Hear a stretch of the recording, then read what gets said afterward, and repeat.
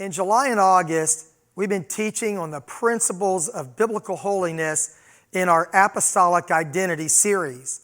The Bible is clear that the Old Testament law was weak through the flesh. The principles were perfect, but we were incapable of living up to God's moral perfection.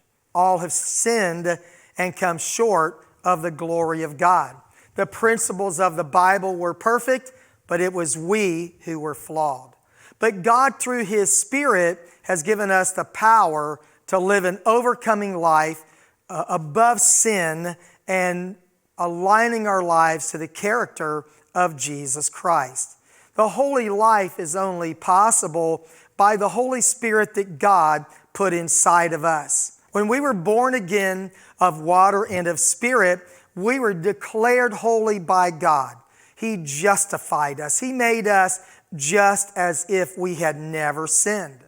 Living the holy life is a cooperative effort between the grace of God and our obedient response to the Word and Spirit of God as it works in our lives. So while we were declared holy when we were saved, we become holy practically by allowing ourselves to be transformed into the image of Jesus Christ. It is a process called sanctification. Sanctification is the process of actually becoming holy. It is incremental. It is lifelong until we breathe our last breath or the Lord catches us away in the rapture of the church. Being holy involves putting off the characteristics of our old sinful life and putting on the character of Jesus Christ.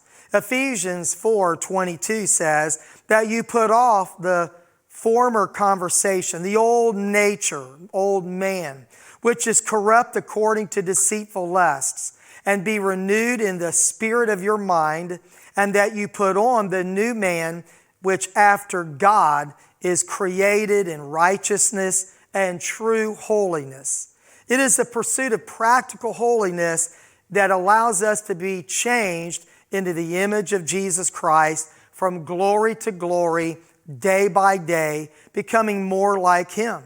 Since we were declared holy by the power of the Holy Spirit, we should live out the holy life by obedience to God and His Word. This is how the fruit of the Spirit is evidenced in our lives as we become like Jesus Christ.